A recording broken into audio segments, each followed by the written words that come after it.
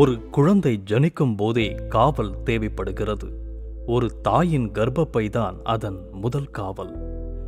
மனிதன் பிறந்த முதல் நொடியில் இருந்து காவல் தேவைப்படுகிறது என்று சொன்னால் அது மிகையல்ல.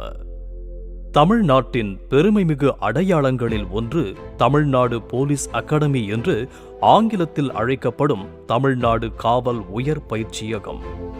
பொதுவாகவே சென்னை கிரேட்டர் சிட்டி காவல்துறை என்பது நூற்றாண்டுகளை கடந்த வரலாற்றை தன்னகத்தே கொண்டது.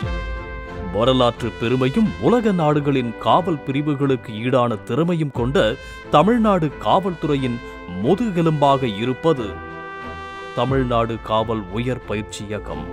சென்னை மாநகரின் இன்றைய காவல்துறை தோன்றிய வரலாற்றை திரும்பி பார்த்தால் அது 1806ஆம் ஆண்டில் சென்று நிற்கிறது. இங்கிலாந்தில் ஜார்ஜ் 3ஆம் மன்னர் ஆட்சி.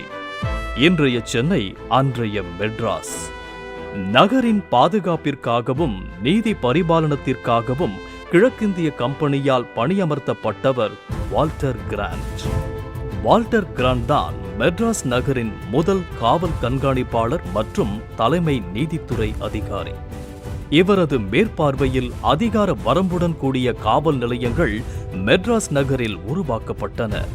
420 இந்திய அலுவலக உதவியாளர்கள், ஐரோப்பிய 2ஆம் நிலை காவலர்கள் 10 பேர் என மெட்ராஸ் நகரின் சட்டம் ஒழுங்கு பாதுகாக்கப்பட்டது.